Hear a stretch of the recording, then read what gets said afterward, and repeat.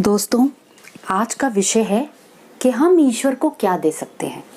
हाँ, आपने ठीक सुना, हम ईश्वर को क्या दे सकते हैं, क्योंकि मांगने के लिए तो हम हमेशा तैयार रहते हैं।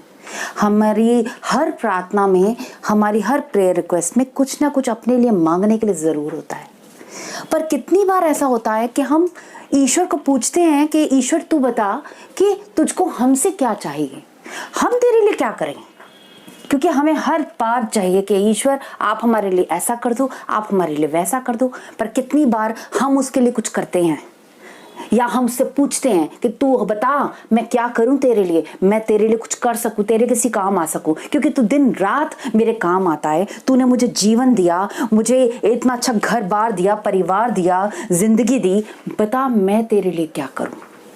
ये एक बहुत इंपॉर्टेंट विषय है, क्योंकि अक्सर अपनी मांगों में और दुनिया की रोजमर्रा की प्रॉब्लम्स में चीज़ों को मांगते हम देना भूल जाते हैं। हमें लगता है कि ईश्वर के पास तो सब कुछ है, उसको किस बात की कमी है, उसे क्या देना। बिल्कुल सही कहा, सब कुछ जो मेटेरियलिस्टिक चीज़ें हैं हमारे पास, हमारी ज़रूरतों की चीज़ें हैं, ये सब ईश्वर हमें देता है। तो इसकी ज़रूरत ईश्वर को नहीं है। ईश्वर को इन चीज़ों की ज़रूरत हमसे नहीं है। उसको हमसे सिर्फ और सिर्फ धन्यवाद की बलि चाहिए। उसको कोई प्रसाद नहीं चाहिए कि आप प्रसाद चढ़ा दो, इतने दिन जाके मत्था टेक लो। नहीं, ईश्वर को हमसे चाहिए थैंकफुलनेस, कि जो भी वो हमारे लिए करता है उसके लिए हम उसको थैंकफुल हों। बस इतना ही तो चाहता है वो हमसे। वो भी देने में हम कंजूसी कर जाते हैं। हम लोगों की बड़ी बड़ी गवाहियाँ सुनते हैं कैसे उनके जीवन में ईश्वर ने अद्भुत काम किए, तो हमें होता है कि उनके जीवन में इतने बड़े बड़े काम हो रहे हैं, तो हमारे जीवन में क्यों नहीं हो रहे, हमारे जीवन में क्यों वो बातें पूरी नहीं हो रही। वो इसलिए क्योंकि उन्हें देना आता है, वो देना जानते हैं। जब ईश्वर उनसे कुछ चाहता है वो उसे करते हैं। जब वो सिर्फ कह नहीं देते कि ईश्वर बता तुझे क्या चाहिए मुझसे। ये कहना तो बहुत आसान होता है, पर जब ईश्वर कुछ मांगता है तो उसे देने को भी तैयार रहना पड़ेगा। जी हाँ, ईश्वर को भी हमारी ज़रूरत होती है। उसे भी चाहिए कि कोई उसके बिहाफ पे काम करे, क्योंकि कोई भी राजा कोई भी राज्य को नहीं चला सकता अगर उसके पास काम करने के लिए वर्कर्स ना हो। तो ऐसे ही हम वर्कर्स हैं ईश्वर के, हम गॉड के वर्कर्स हैं, उसके सेवादार हैं। उसको भी ज़रूरत पड़ती है अपने कामों को करने के लिए हमारी। आप सोचो, आप परमेश्वर आपसे बात करे और फिर आप उसको पूरा ना करो, तो फिर परमेश्वर आपसे बात क्यों करेगा? क्यों करेगा वो आपसे बात? आप पूछो, परमेश्वर बता आप क्या चाहती हो कि मैं आपके लिए करूं। दिल से मांगो, परमेश्वर बात करेगा और यकीनन आप उसकी आवाज़ को सुन पाओगे, समझ पाओगे कि वो आपसे क्या चाहता है। हो सकता है परमेश्वर आपसे कहे कि अपने पड़ोसी की जाके मदद कर, उसके घर में मुसीबत आई है, उसको बहुत उसके घर में राशन नहीं है, वो उसके परिवार भूखा है, जा उसके घर राशन डाल। तो आप उस वक्त तुरंत से इस काम को करो। उस वक्त क्या होता है, अक्सर हम सोच में पड़ जाते हैं, नहीं नहीं मेरे मन का भ्रम होगा। जब भी ना खर्चे का मामला आता है ना, तो हम एक्सक्यूज़ निकालने लगते हैं, नहीं नहीं ये मेरे मन का भ्रम होगा, ये परमेश्वर की आवाज़ नहीं होगी।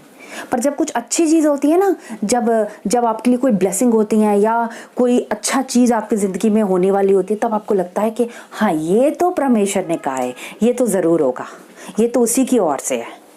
जब कोई आपको दे रहा होता है तो वो परमेश्वर की ओर से होता है, पर जब आपको किसी को देना है तो अक्सर एक्सक्यूज़ निकलने लगते हैं कि नहीं नहीं ये तो मेरे मन का वहम होगा। ऐसा थोड़ी है कि मुझे 10,000 रुपये देने को कहेगा परमेश्वर, मुझे क्यों कहेगा। उस वक्त हम आनाकानी करने लगते हैं, और ऐसी हरकतों की वजह से परमेश्वर हमसे बात करना छोड़ देता है। जब किसी के पास जाके आंसू पहुँचने हो तो ठीक है, अगर किसी की हेल्प करनी हो जिसमें आपका खर्चा होता हो, तो हम सोच में पड़ जाते हैं कि भाई ये परमेश्वर की ओर से है भी कि नहीं। ऐसे लोग अगर परमेश्वर की आवाज़ को रेगुलर सुनने वाले भी होते हैं ना, तो भी उनके कान बंद हो जाते हैं, उनके आत्मिक कान बंद हो जाते हैं परमेश्वर की आवाज़ सुनने के लिए, क्योंकि वो परमेश्वर की आज्ञा का पालन नहीं कर रहे। वो सुन तो रहे हैं पर उस पर कोई एक्शन नहीं कर रहे। अगर आप कुछ सुन रहे हो, कोई कमांड ले रहे हो, तो उस पर एक्ट भी तो करना पड़ेगा ना। तो अगर आप ईश्वर से बात करना चाहते हो तो फिर याद रखना, उसके हिसाब से चलने को भी तैयार रहना है। सिर्फ आवाज़ सुन के बैठे नहीं रहना एक जगह पर। बाइबल में पौलुस जो है उसको वो कहता है कि प्रभु का आत्मा मुझे यरूशलेम को भेज रहा है कि मैं यरूशलेम को जाऊं, और मुझे पता है कि मैं वहां जाके वापस लौट नहीं पाऊंगा। वो कहता है कि मुझे परमेश्वर का आत्मा बार बार हर शहर में ये बताता है कि मैं वहां जाऊंगा तो मेरे ऊपर कितना अत्याचार और कितनी प्रॉब्लम्स होंगी और कितना मेरे को यातनाएं सहनी पड़ेंगी, पर मैं फिर भी वहां जाऊंगा क्योंकि मैं ईश्वर की इच्छा को और उसकी सेवा को पूरा करना चाहता हूँ। क्योंकि मैं अपने जीवन को, अपनी लाइफ को इतना वैल्यू नहीं देता, मेरे लिए वो इतनी बहुमूल्य नहीं है। वो उसके बाद भी वहां जाता है ये जानते हुए कि उसके बाद वो फिर शायद कभी वापस लौट नहीं पाएगा।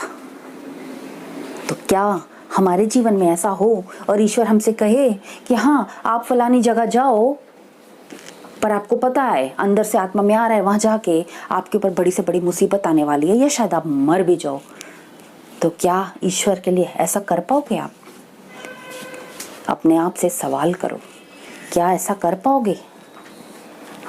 और अगर नहीं तो फिर ईश्वर की आवाज़ सुन के करोगे भी क्या, जब एक्ट ही नहीं कर पाओगे? तो इससे तो अच्छा कान बंद ही रख लो, क्योंकि परमेश्वर की आवाज़ सुन के उसका पालन ना करना अपने आप में एक बहुत बड़ा सिन है, पाप है। इस पाप को करने से बचो। और अगर ईश्वर की आवाज़ सुनना चाहते हो, उससे बात करना चाहते हो, उसके लिए कुछ करना चाहते हो, तो सबसे पहले सर पे कफन बांधना सीखो। अगर अपने सर पे कफन बांध कर नहीं रख सकते ना तो कोई फायदा नहीं है। यू नेवर नो आप ईश्वर से बात कर रहे हो, आपसे क्या कह दे। हम तो छोटी छोटी बातें भी पूरी नहीं कर पाते। ईश्वर कई बार कहता है इस फलाने बंदे के पास जा और इसको सॉरी बोल। आपके वहीं पे ईगो काम करने शुरू कर देती है कि भाई मेरी तो गलती नहीं थी, मैं क्यों सॉरी बोलूं। पर इसके बाद भी हो सकता है आपकी गलती नहीं, फिर भी ईश्वर चाहता है आप सॉरी बोलो, क्योंकि वो आपको कुछ सिखाना चाहता है, वो आपको आपको हम्बल बनाना चाहता है। वो कुछ गॉड की कुछ प्लानिंग होती है, हम उसकी प्लानिंग समझ नहीं पाते उस वक्त, पर अगर हम उसके आज्ञा का पालन करते हैं तो हमें आने वाले वक्त में हमें वो प्लानिंग, वो बात समझ में आती है कि क्यों उस वक्त हमें ऐसा करने को कहा गया था। और यकीन मानो परमेश्वर कुछ भी करता है ना तो वो आपके भले के लिए करता है। अंत में आपका भला ही होता है, चाहे उस वक्त वो बात आपको अच्छी ना लग रही हो, वियर्ड लग रही हो, पर अंत में आपका भला ही होता है। तो चलो दोस्तों, मिलकर एक छोटी सी प्रार्थना करते हैं।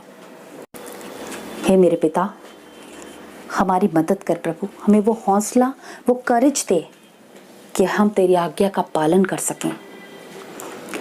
हमें बता कि तू हमसे क्या चाहता है प्रभु, हम तेरे लिए क्या करें। और वो हौसला, वो हिम्मत, वो स्ट्रेंथ हमें देना प्रभु कि जो भी तू हमसे करने को कहे वो हम बिना हिचके, बिना डरे कर सकें। अपनी आशीषों को, अपने हाथों को हमारे सिर पर रख प्रभु, ताकि हम पिता परमेश्वर बिना गिरे, बिना डिगे तेरे पथ पर चल सकें, तेरे बताए मार्ग पर चल सकें और तेरी इच्छा को पूरी कर सकें। यीशु के नाम से इस प्रार्थना को मांगते हैं प्रभु, दया से सुने, ग्रहण करें। आमीन।